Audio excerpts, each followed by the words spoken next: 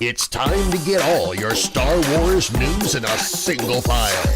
From Fantha Tracks TV, this is Good Morning Tatooine! Good morning, Tatooine, indeed. It's the 16th of June. Kenobi Part 5 came out yesterday, so we are here live to give our initial reactions on the show. And joining me tonight from FanthaTracks.com, Mr. Matt Booker. Hello there. Hello there. Hello How are there. you? I'm good. I can do an English accent, you see, unlike Ewan. So, Kenobi, we're now at part 5. We haven't had you on the show to talk about it so far, so just your general thoughts on the series to date before we get stuck into episode 5. Well, I was at the world premiere in America. Pop-up Booker, yeah. Scary thoughts. So I was at the premiere, and watching it with 7,500 other Star Wars fans is the way to watch it and enjoy Star Wars properly. That was an utter treat. Really enjoyed the first two episodes. All the cast came out afterwards. Saw loads of them sat just round from us. And it's like, oh yeah, there's O'Shea Jackson and there's Rupert Friend. And there's, oh, they're all there. Oh, okay, this is great. Since then, it's been all right. There's been a few missteps, I think. And it's a lot of padding of the same chase with Leia every week. She wasn't captured this week, which was good. Yeah, and that's kind of where I'm at. I'm beginning to question what the purpose of the series is, what's the story, and it's kind of a little bit rinse repeat each week with different scenarios. So I'm not entirely convinced it's wholly the show for me. This week wasn't rinse and repeat. This week was actually fresh, slow progression storyline, and we got to announce the exclusive Black Series Talia figure on our site, along with Galactic figures and Victoria's Cantina. So Hasbro gave us an exclusive announcement between us three sites to announce the Black Series figure of her coming out. Yep, and she died. Yeah, yeah. It's a Fantha way. Officer outfit, and then Hasbro did a video, and Eric did a really good video, which they must have pre-recorded, saying, "Oh yeah, look forward to seeing more of her in the show." And I'm like, "Yeah, she went pop early today, mate." She committed suicide. Yeah, so let's start at the head of the show. So, show kicked off, got pretty exciting for fans of the prequels as we went to sort of the skyline of Coruscant, Jedi Temple. I think the building that there is the Padme's quarters from Attack of the Clones, I think. You could be right, yeah. Possibly. And the building they're in there, the room they're in, is the same one that they killed all the Padawans in. Well, all the Padawans were training in that ran out of. So they've reused the set there, fair enough. Yep.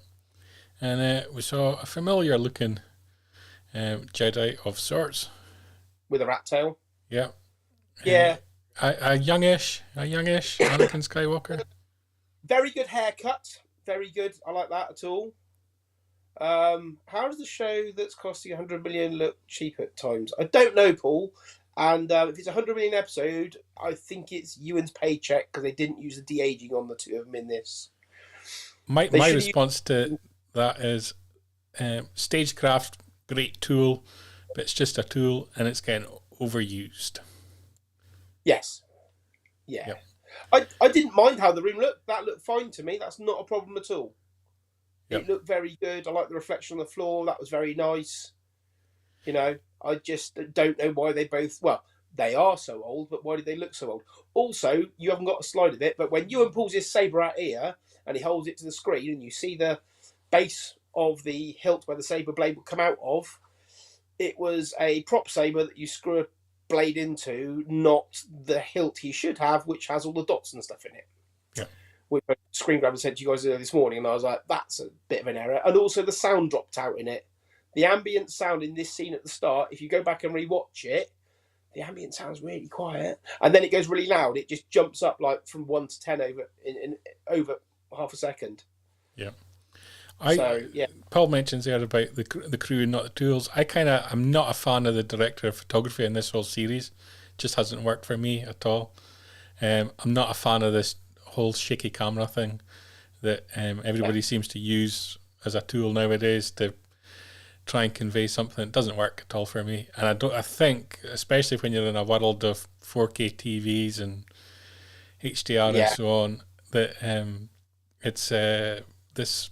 You've got to be really good in terms of your costumes. You've got to be really good in terms of how you photograph and frame a scene, and I don't think they've done that particularly well.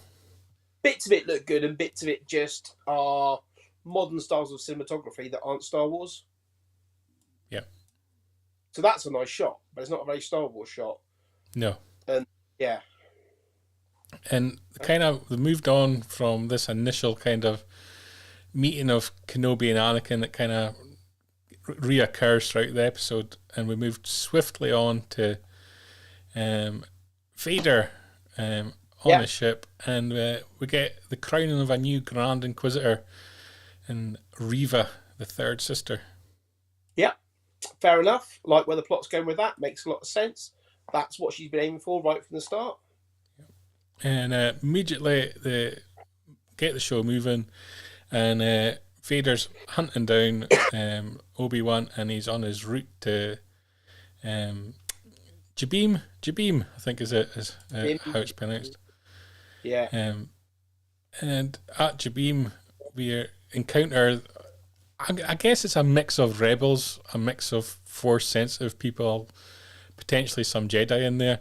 Never really... If there'd have been Jedi there, Obi would have talked to them. You think?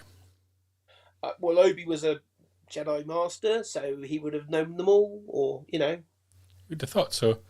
It was kind of like this kind of weird thing, because these are the people he's supposed to be protecting, and they make a big deal of it in the episode, but I don't feel anything for any of them. Even the sort of named sort of actors, O'Shea Jackson and so on, I don't particularly care for his character. He says, "Oh right, get all your stuff ready. We're ready to go."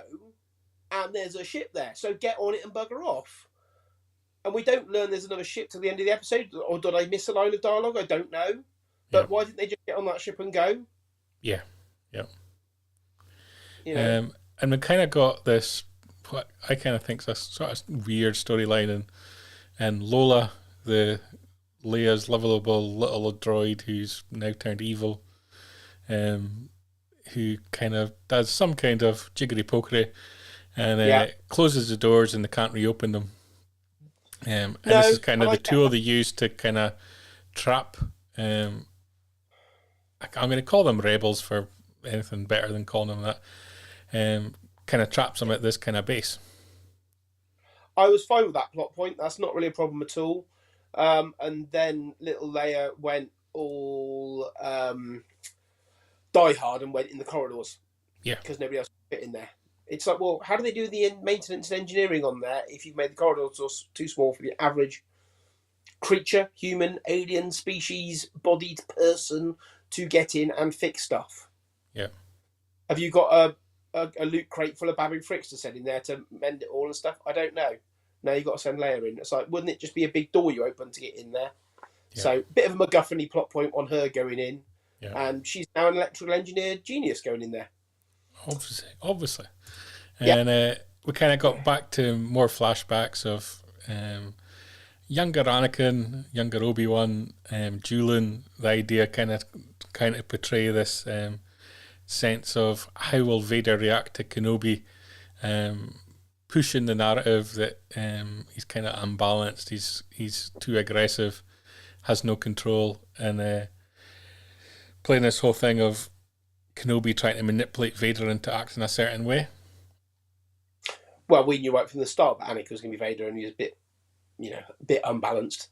It was, I liked the flashback stroke memories of it going forward and back and stuff. I did quite like that, and it was a lot of fan service having the two of them back on screen together as the original characters. Yeah. Because I was like, well, when are we going to see Hayden other than sort of a burnt bit of crispy stuff in a back to tank? Yeah. You've got to bring Hayden. You brought Hayden back. I just don't know why they didn't de-age them. It looked a bit weird. I guess they made the decision that this is supposed to be a memory, and so we don't need to do the de-aging. We're not doing a go back in time. We're kind of just this is them thinking about how they used to behave, and how will they behave today. But yeah, I think especially when the technology is there and people are used to seeing that technology in place, it kind of made it kind of weird. Yeah, it was a good scene. It was a good scene. Yeah. This was, let's send in 500 stormtroopers to open a door, and then they will just stand there. Yeah. Those two did some work. The rest of them just sort of stood there. And you mentioned young Princess Leia becoming the sort of key plot. She piped up that she was going to be the one to help them escape. Yeah. And she went to work. Meanwhile, her father kind of seemed to have ditched her entirely. He was like, well, Leia's going to die.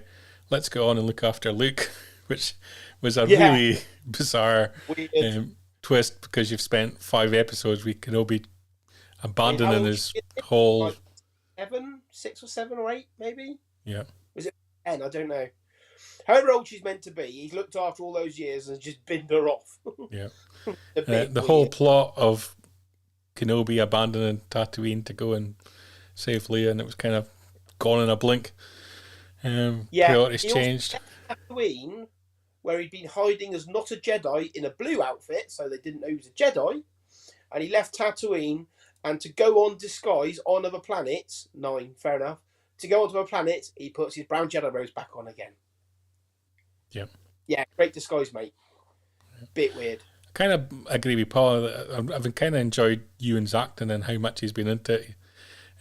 But the direction shows let me down. I just feel like the story's not there. The story's heavily stretched. Yeah.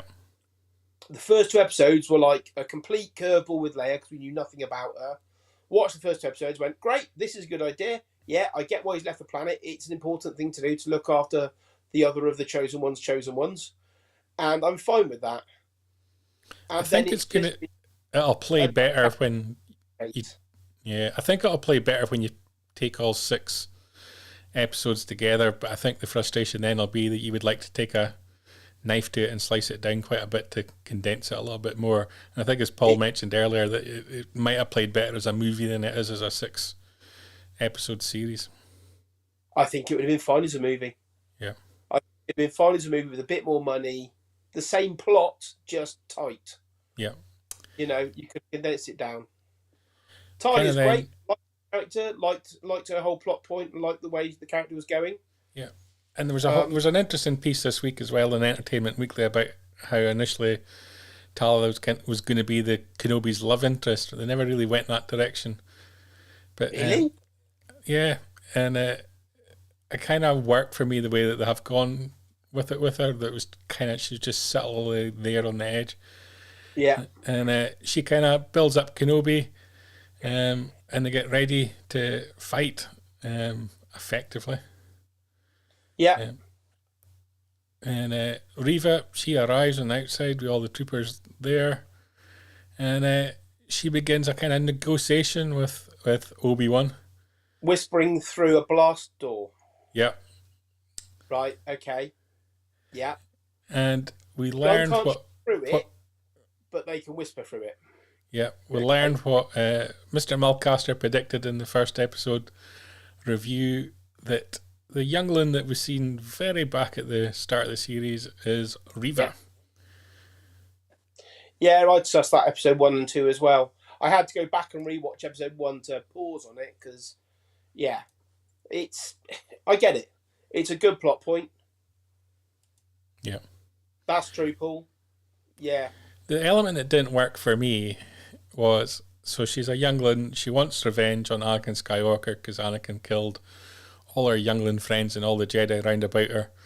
So her way to do that is to join the Inquisitors, where she goes around killing younglings and Jedi herself.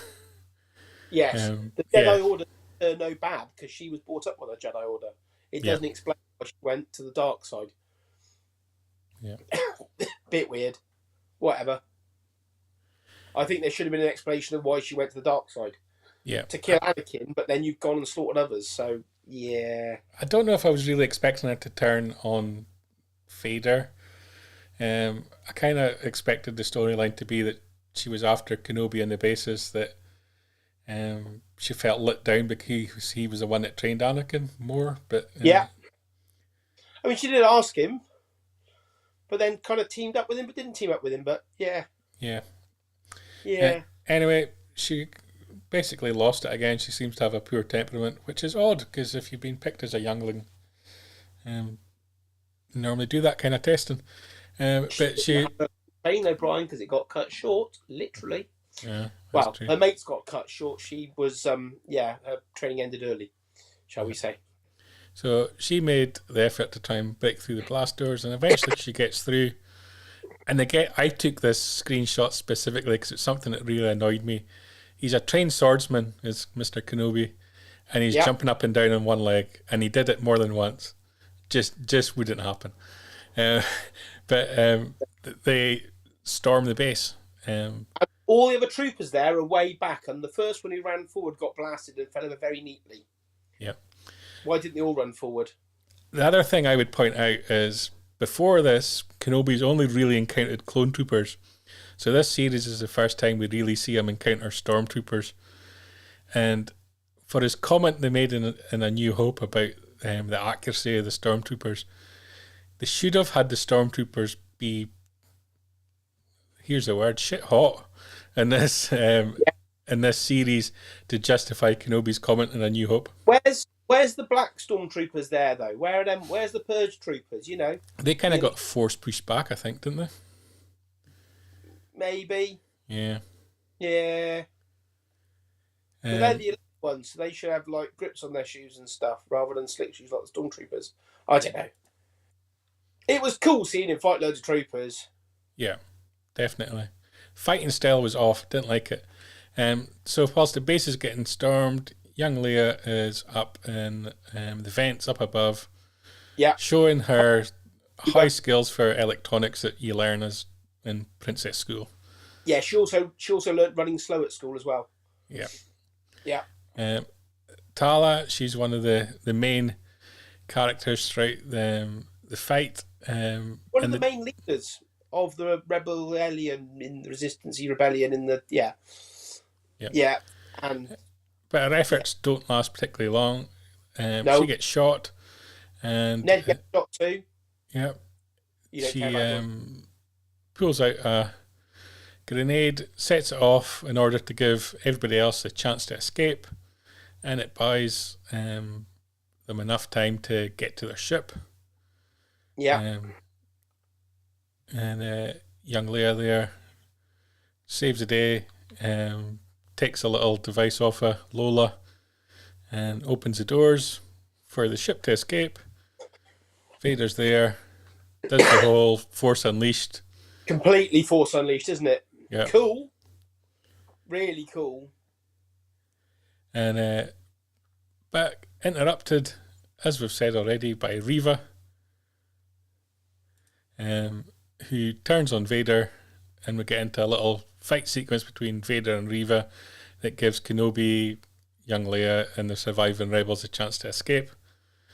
And it got to what was the highlight of the episode for me, was the return of the Grand Inquisitor. I just kind of thought the way that the line was delivered was great. But I thought at that point, which Rupert spoiled on a chat show last week, but we didn't mention that on Fanta because we didn't want to spoil it. no. He was on tonight, the American chat shows, and mentioned that his character he got stabbed in one of his stomachs. Yeah. The disappointment part for me was it needed at that point the Grand Inquisitor to take his lightsaber and just kill her. Yeah. But obviously they've got plans for her, so they didn't do that. So they've kind of you've got the two baddest guys in the galaxy there, in terms of the Emperor's right hand man and Vader's right hand man and the Grand Inquisitor, and the person that's just turned on them. They're number 2 and 3. They're 2 and 3. Palpatine's number 1 of bad boys. Yeah, but he doesn't do any of the dirty work. No, true. They've left her there in the dirt to live, which seemed odd. Yeah, I'd have sliced her right up. Yeah, this was a. I kind of agreed with that. It was a little bit over the top the way that Reva fought and Vader kind of just stood still. I don't know if that was designed on purpose to. Excuse me. Designed on purpose. Didn't mean choke on purpose there. It was Vader getting to me. Whether that was designed on purpose to show Vader's superiority, or whether it was just. Yeah. I think I preferred Vader being very still and calm in his fighting style. I love the end of Rogue One, but it was a bit mental, and it wasn't Vader from New Hope. So I think they were going more of Vader from the New Hope and Empire fighting style than anything else. Yeah. And like no reason why Vader wouldn't have finished it off. Yep. No. Yeah, Mr. Newbell say that's Vader choking me out, probably. Yeah. Vader should have snapped her neck, ended her, and finished her. Yeah. Not even the Inquisitor, because it's his job, Vader's job to do it. I mean, he choked off Admiral Oz and loads of other Imperials in New Hope, Empire, and Jedi and stuff. Offed off loads of people without even thinking about it, you know. So he should have just offed her straight away. We've read enough of the comics from the Legends era that the Dark Times comics, which were amazing. He didn't hesitate twice about offing anybody. Even in the modern era of Star Wars comics with Vader, he offs people left, right, and centre. He is that ruthless. Yeah. And whilst all that was going on, Obi-Wan's escaped with young Leia. They are on board their little freighter thing and heading, I don't know, parts unknown, with the intention of dropping Leia back to Alderaan. Yeah. When Obi-Wan realises he's left the kettle on. Yes. And has this a sort of semi-vision that, oh no, something's not right. Has a little vision of Tatooine. Yeah. And we see little Luke sleep in bed. And Reva is lying in the dirt, back on the planet, still alive, watching his answer phone message. Yeah, watching the answer machine message that Bale left, basically dropping his daughter in it, saying he didn't really worry about Leia anymore, more worried about Luke. Why Ben would hand his answer machine off to a guy who's not even a Jedi, I didn't get. That he's met for 2 minutes and shouldn't really trust anyway because he's dodgy as heck anyway. Yeah. Why he'd hand his gear off to him, I didn't understand. And then why... I get that the dude dropped it. He's a clumsy bugger. Yeah. He's a con artist. So, yeah. Another MacGuffin plot twist to, move the plot along. The whole weird thing for me was you've kind of got the leader of the rebellion there in Bale, and he's leaving that kind of recorded message with his face as a hologram. Yes. Strange. Very weird. So basically, we're kind of left at the end of the episode where Reva knows that she needs to go to Tatooine. Yep. But her enemy is Vader, so why is she still obsessed with Kenobi? What's Luke achieving for her? Because she doesn't realise that Luke's a Skywalker, I don't think. No, she didn't realise Leia was either. No. So I don't get why she's suddenly interested in that, because surely she's going to pull herself up off the dirt and go back after Vader. Well, she's not going to sit him back for a couple of weeks like Ben did after he fought Vader in the gravel. Yeah. And yeah, The there's a lot to achieve in this final episode. And I think Paul mentioned it earlier, there's kind of a rumour that it's going to be a big episode in terms of length. There's a lot to round out a story. There's a lot of story that needs telling to make it worthwhile being a story. Yeah. Episode 1 and 2 were a very good story, and I like those. And I like where it opened up and where we were going. And then episode 3, 4, and 5... Well, 3 and 4 were just a boring bit of cat and mouse every time.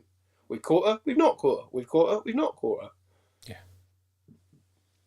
And I guess the thing for me, I kind of said at the start, after the first 2 episodes, that I hoped that the return to Tatooine, and it probably needed the last 2 episodes, and I think it maybe would have worked better if you ended it with a 2-episode arc featuring young Luke. I don't know if I need to see anything of young Luke, to be honest. I don't know if we're actually going to see too much of him and any kind of interaction with the sort of main characters, or whether it's more going to be he's going to be in the periphery and that's who they're all going after, kind of thing, in the sort of clash in the sands of Tatooine. I want the sister to turn up, have a fight with Ben on the planet, him off her and bury her in the desert along with his lightsaber again, and Vader to be no more. But there's all this hype of Vader and Ben meeting on Tatooine, which to me makes no bloody sense at all. No. I knew we'd have Vader and Ben back fighting. And it wasn't on Tatooine, which is fine. Because I don't think Vader would go back there. And I don't think Vader... And nobody worked out that Ben was hiding on Tatooine either.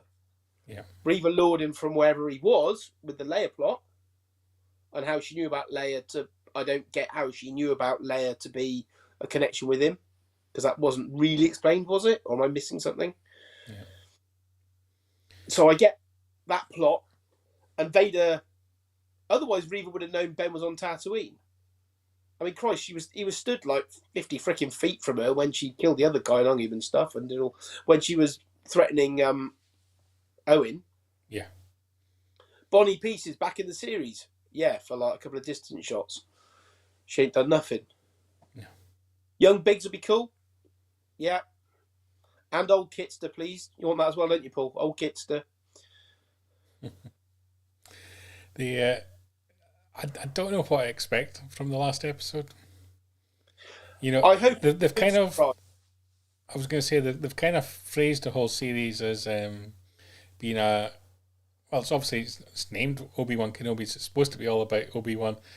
And they've kind of... The big promotional push is a sort of reunion of Anakin and Obi-Wan. I haven't had anything that really progressed the plot of any great significance between the two of them. No, but they can't, in my head canon, as it is, they cannot meet on Tatooine. No. And otherwise, Vader would have just gone back and slaughtered the entire planet at this point in time we're watching the show in, as in next week's episode.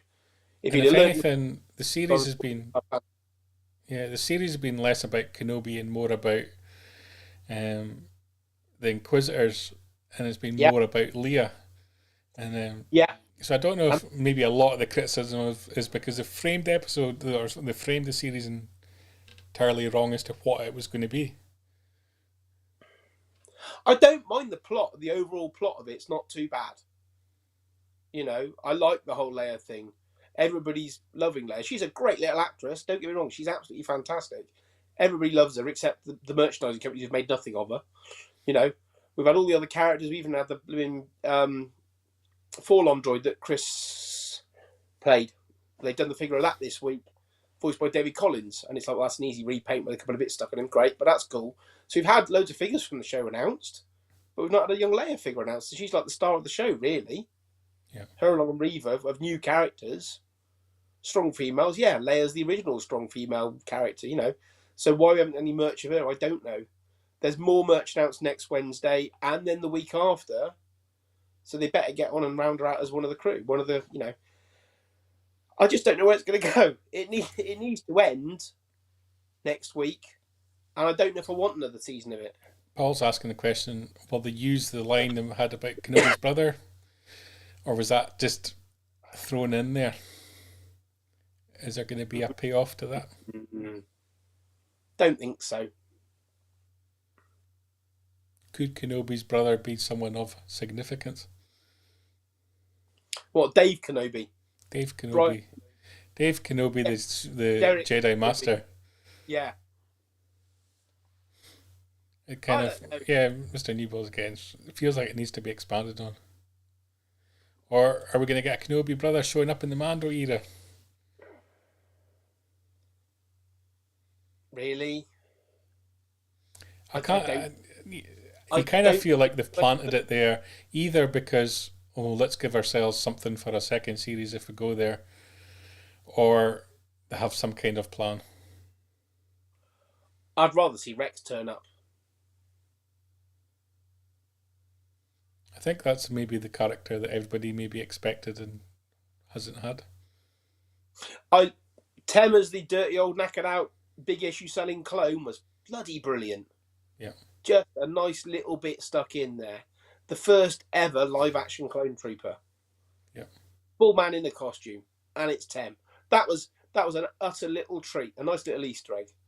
And I really enjoyed that. And it wasn't Rex, which was fine by me. But the thing is, from the Attack of the Clones, there aren't many characters left you can play with. No. Sly Moore's still around with Palpatine, but we've not gone down the Palpatine route at all. Ben's called out for Qui-Gon a couple of times. We've had none of that. Do you think maybe that's going to be the bookend of the series? Qui-Gon's going to be the one that gives Kenobi the advice to stay on Tatooine and look over. Sit there, shut up, stay hidden, you idiot. Stop going off. Yeah. These were the rules. Don't go nowhere. Oh, I've gone off somewhere. You've got a specific set of skills, and you're not using them, mate. Yeah, that's true, Mark. Paul's thrown that one out there. Probably a bit young at this stage. Well, yeah. Don Juan Quixote. Yeah. I don't think we need to go down that brother route. I think that's just a one-liner throwaway, maybe. Yeah. But it might not be.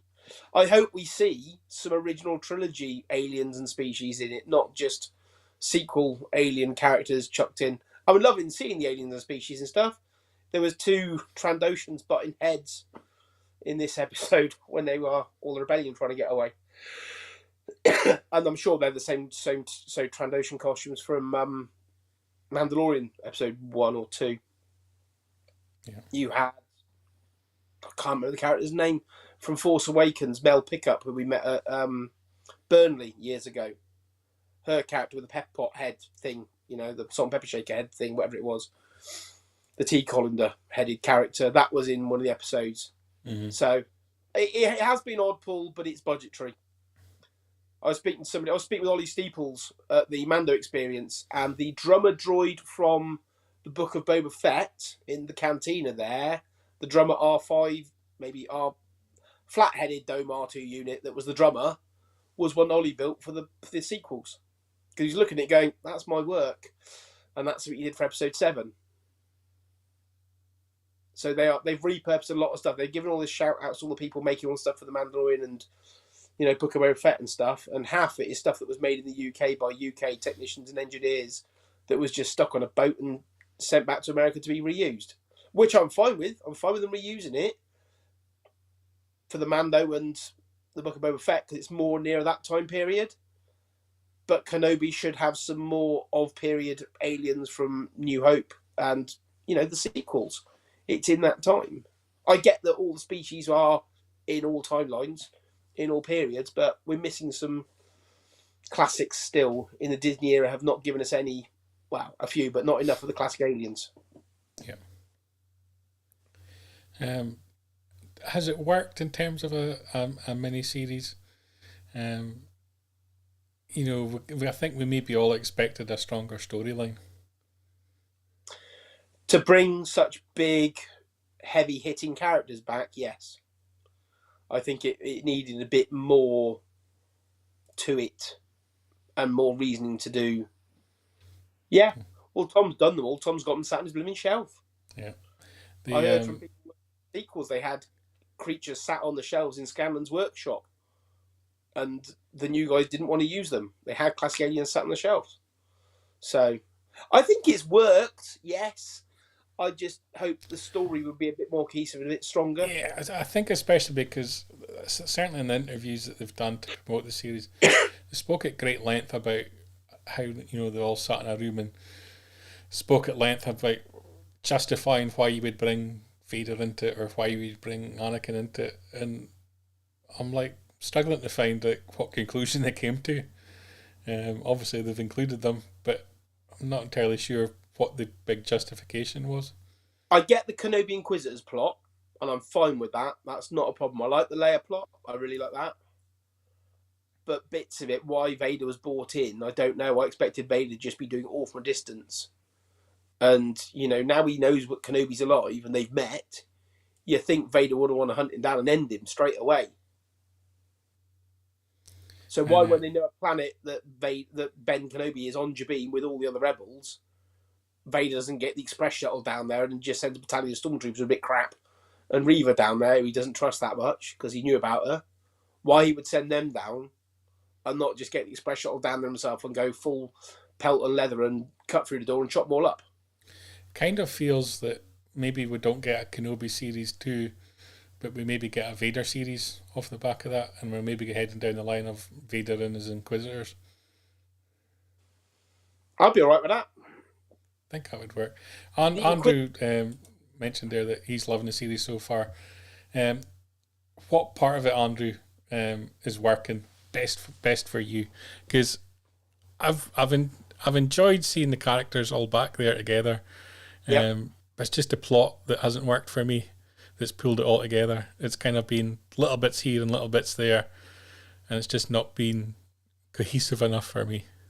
Considering it was summer 2019, Ewan said he was coming back, and we're now 3 years down the road from him announcing he was coming back to do Kenobi, and they've been working on it for blooming ages, if you believe everything you hear.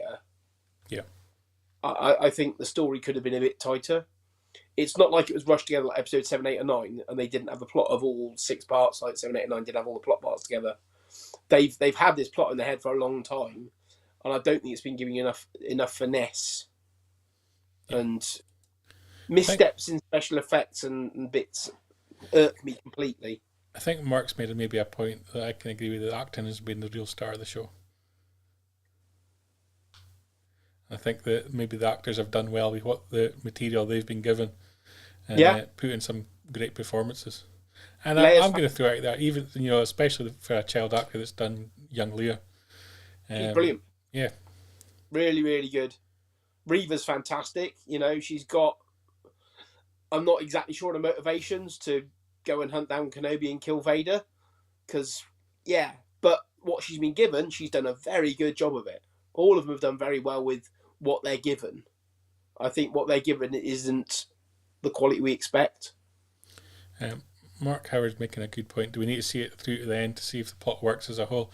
I think that's a very fair point, and that's kind of what I've said, is that it's maybe going to work better as a series, and maybe that's why they're calling it parts 1 through part 6, is because they're very conscious of you need to see the whole thing in order to appreciate the individual parts.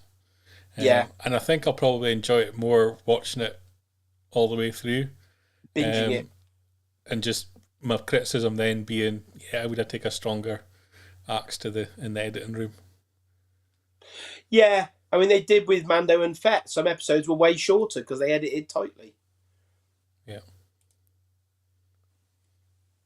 And I think it's clear from the comments, there's a lot of people loving it, a lot of people frustrated with elements of it. I don't think anyone's particularly hating on it. No, I think everyone could see the potential there, and maybe it's an 8 out of 10 Star Wars.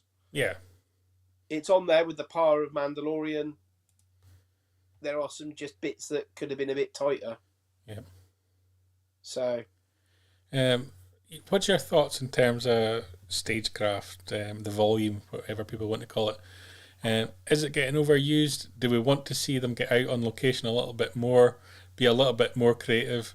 I know it's difficult with like a limited series like this one, but I kind of feels like Shouts Out would need more permanent sets that are, grand. I think it's the same as the special editions where they did a lot of CGI that doesn't stand up to time now. Yep. And I think the volume and stagecraft are Lucasfilm's baby that they are pushing out first. And in 10 years' time, Kenobi and Mando and Fett won't look as good because the tech will be further along the line. And, the special editions don't look great now. They look quite shoddy because the limitations of the tech then. But Lucasfilm have always done the tech first and pushed forward with it. So it is a bit jerky and it is a bit sort of, your eyes go, oh, okay. The Mando, first season of Mando, I didn't spot stagecraft at all. Until we were shown how it worked, I didn't spot it. The bit when they went into the canteen on Mos Eisley in Mandalorian, I didn't realise that was stagecraft. Yeah. Now we know how the magic works from Industrial Light and Magic. You spot it too easily. So I wish they hadn't told us how it worked. I kind of agree with what Paul's saying here, and it can look amazing, but the director's the key to making it work. And it feels that there's been one too many scenes where it's been a case of, look what we can do, rather than it being... Should we do this? Yeah. It's been the focus rather than, I guess, the story, and it's just been there to... in the background. I think that's why it worked in Mando, in that you weren't watching the background where there. It seems like we want to do this visual where you look into infinity with all the troopers and all the whatever. Yeah. I was amazed they had so many stormtroopers on set. There's a lot of... And credit to them for actually going to that length, for actually having physical extras in place for that as well. There was a lot of people in this episode. There was a lot of extras. There was a lot of, extras and people in the background and a lot of rebels and stuff. So, yeah, stagecraft will get better. And we know that. It's in its infancy at the moment. Yeah. Perhaps we should watch without our glasses on as well, Mark. Yeah. Paul makes a point as well. Another point dark. I agree with. Very Episode's dark. too dark. And that's a common trait, I think, with directors of photography of late. Especially in Solo, so much of Solo was just lost to the darkness. I'm on record that I'm not a fan of this director cinematography on this one. Found it frustrating at times that the camera trickery employed and the way that scenes have been shot and lit, and that can all be improved. On my iPad, and I had the brightness fully up, and bits were like, "What's going on here? It's too dark." Watching on my TV is not too bad, but watching my iPad with brightness full up, in a lit room, it was very, very dark in places, and it's like, why? What are you hiding? Yeah. We should be able to see what's going on. It's not the last Batman film where it was a very dark movie. It's like, have you got 50p for the meter so we can get the lighting on a bit better, lads? This has also been the first series we've had one director take the chair throughout. Yes. Has that worked, or are we preferring getting different directors in and each episode being a slightly different look and a slightly different challenge? Are we maybe missing that in this series? I think Deborah's done a good job of it. I just think her scripts that she agreed to do could have been a bit tighter. Yeah. I don't mind the direction at all. I think that, she's got a good cast to work with. It's one of the best casts of TV series we've had. All the leads in it are very good. I think Fett could have done with tighter. Fett just suffered the fact that it weren't that great, and then the Mando came in and made it better again. Fett didn't live up to the standard of the Mandalorian season 1 and 2. Yeah. I think Mark makes a point. It feels more consistent. And I think if you're aiming for one cohesive story that's maybe going to play out when you watch all 6 episodes together, I think that might work in this show's favour. Yeah.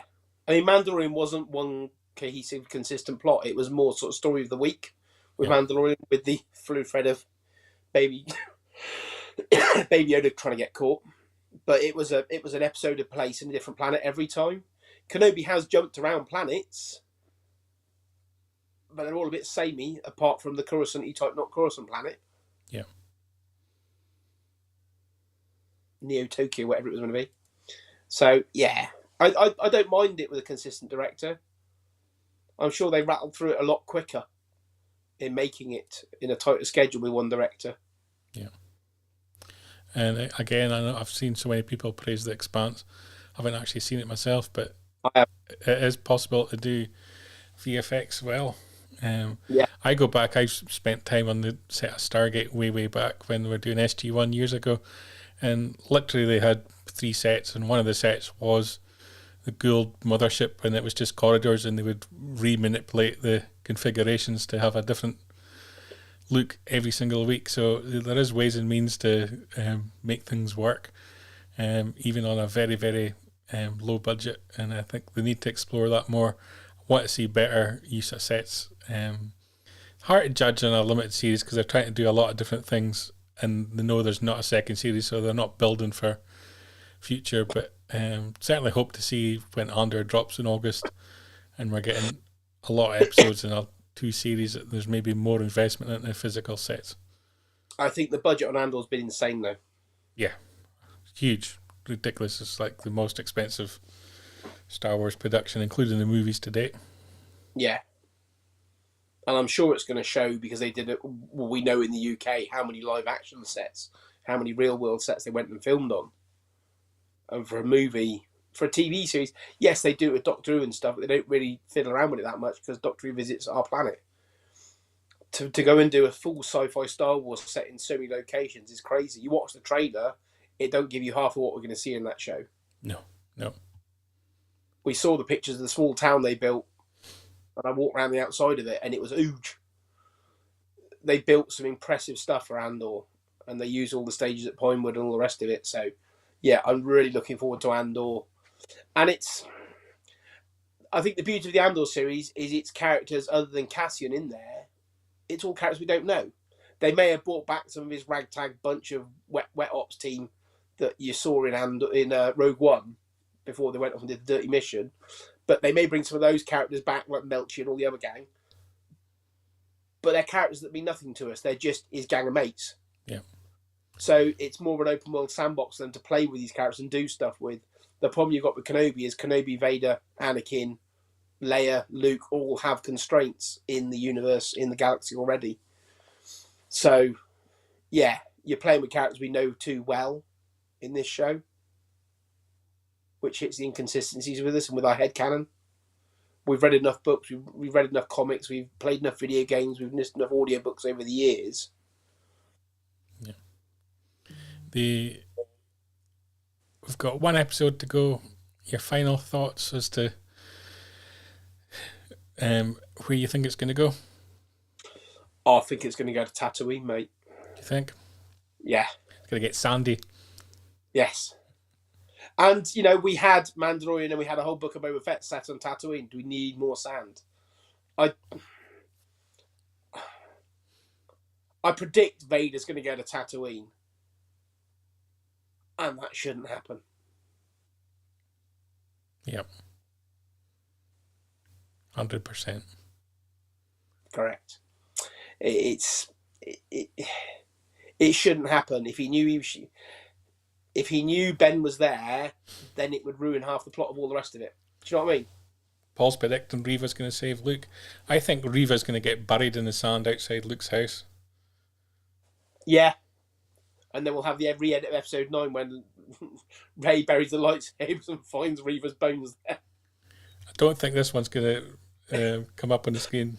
But I'm going to try. There we go. Oh, it did. Almost. What's that? Huge explanation there from Phil of what he reckons is going to happen in the last episode. Check that out in the comments. Yeah. And a lot of interesting things because he's bringing everybody into it. That's quite a good explanation. I'm reading it here. Can't go into it on the show. Too long. But, he mentions Yoda in his comment. And we haven't had Yoda at all in the series. Yoda's on Dagobah. Incommunicado. And Saddle and Yaddle, as we said in the previous episodes. Bradley Yaddle. Making Yoda babies. It's another strange one. Can't bring him in, I don't think. Nope. But also, because they've built up this whole thing of the path and being Force sensitive people still out there, it kind of makes it harder that you've got Yoda out there, the sort of Grandmaster, not doing anything. It's a strange one. Because he knows Anakin will chop him up. Yeah. Yep. It's it doesn't work to me when you bring Kenobi out of the storyline where he's not just living it up on Tatooine and you leave Yoda stuck on Dagobah. The two had to work side and side for it to work as a plot point for me. But we're past that point now. Kenobi has gotten up and moved about. Yeah. There's not many other characters you can play around with, really. The Rebels crew, we know the Inquisitors met the Rebels. So that's all right. But I don't think those paths should cross. Ahsoka's around this time period, but that shouldn't happen. The final question to you then is, do you think when episode 6 is all done and buried next week, are they going to create it so there's a possibility for a second series, or do you think it is one series and done, despite how much Ewan and Hayden have appeared to enjoy it? They've enjoyed the paychecks. Come on. That's why Ewan got executive producer credit on it. That's why I go to work every day. Is it? To get your executive producer paycheck? Yep. I think it should be just one series and that's it. But as it has been the most popular, most watched thing on Disney Plus, and rightly so, you're not bringing Loki in, you're not bringing the Mandalorian or Boba Fett in, which we love the characters, but they are low-key characters. Haha. You're not bringing in B-list, D-list characters, you are bringing in the big hitters for this show. So it has been watched. It has made a lot more people subscribe or resubscribe back to Disney Plus to watch it. Yeah, me included. So, yeah. Oh, you even paid for it. Yeah, $7.99. Ooh, blimey. I know. And then when it's finished, you're going to bin it until Andor comes on, ignore all the cartoons in between. Yep. Yeah. And that's the model they've got to do. I don't get why we had 2 episodes at the start, to be honest. The biggest problem, I guess, they've got is, because it's been the most watched, it's got probably the widest range of opinions on it as well. Yes.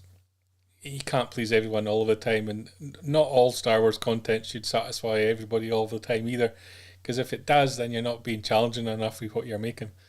No. So, I'm happy that there's a lot of people really enjoying it. It hasn't really worked for me plot-wise. I've enjoyed seeing the characters back. Haven't been particularly upset by too much of it. Gotten over the fact that I had so much in my own headcanon as to how characters should be and behave and what the plot should be. Had to park that early on. I've enjoyed it. It's more Star Wars. It's an unprecedented time of so much new TV Star Wars content that we've never had before. Yeah. All we had as when we were kids was droids and Ewoks, which I loved and I still adore them completely. And we had the Ewoks movies, which were very low budget. They've got a decent budget. I just think the plot should have been worked on a bit more and a bit longer before the cameras rolled. Yeah, and I would say that if you're going to bring them back, which I think there's a likelihood because they're enjoying it, if people are enjoying it, they're more willing to sign the contracts. Yeah. If the viewing numbers have been good, then it's something Disney are going to want to do. You've got to get the right plot. You've got the actors at the right age to play the characters in that time period in the spot. Same as bringing Hamill and all the rest of them back for 7. They brought them back at the right age point where they set the plot. And the plot for 7 was set purely based on the fact of the age of the actors. Yeah. Which was fine. Just the passing of the torch wasn't very good. We didn't get the payoff we wanted with those. I think the payoff's not been too bad on this show so far. We all went into it thinking it was young Luke. And we've had no young Luke. They completely sidelined us and swindled us and told us it was about Owen and Baru and Luke. We went in thinking that's what it was going to be, and it's not been that at all. Yeah. So I like that. And I'm glad that they're going back to that as a cap to the series as well. Yes. and I think he should go. I think he should have a phone call with Yoda, and Yoda says, "Go and sit there, or sit there and go. Shut up, don't do nothing. Watch some Netflix." Andrew's asking if the plot can be saved in the final episode. For me, I think it can get to the point where it can be rewatchable, and I think that's all you can ask for. I think it needs very well rounded out. Yes, I think they've left a lot to achieve in the last episode. I think they'll probably get some way there, but maybe not the whole way. But I think I'll maybe appreciate it more watching it from start to finish. I think if they give it decent closure, yes, but it needs the book of Kenobi has been opened, and that book needs to be closed again. To be honest, in my opinion. Yeah, my kind of big fear is that they'll try and be clever and leave something open for a second series where you've kind of just maybe got to say, right, that's the story done. But we'll wait and see. Next week's going to be interesting. The problem we've had is George, for all those years, said anything between 3 and 4 was untouchable in any media possible. There were no comics, there were no books, there were no novels, there were no video games in that time period at all. And those were the dark times, and we knew in our head what had happened, and you got the odd little bit that explained what happened in those periods. But that time period was never, ever touched. Yeah. We had all the stuff around the prequels and all the comics, all the books, all the extra material around that, the legend stuff, fine. But we had all that. We had all the stuff after Jedi. We had the stuff between Star Wars and Empire, between Empire and Jedi. We had a lot of stuff doing it with. Yeah, he is meant to be a hermit. Crazy old fool. Yeah, I noticed that there says some cinemas in America doing a full release of the playing it 5 hours, I think it runs to, thereabout. What, once it's finished? Yeah. Yeah. Not heard any plans of that in the UK. It wouldn't surprise me if someone does it somewhere. It could work. Yeah. It would work. Watching the first 2 episodes with 7,000 other people was a buzz I'd missed completely.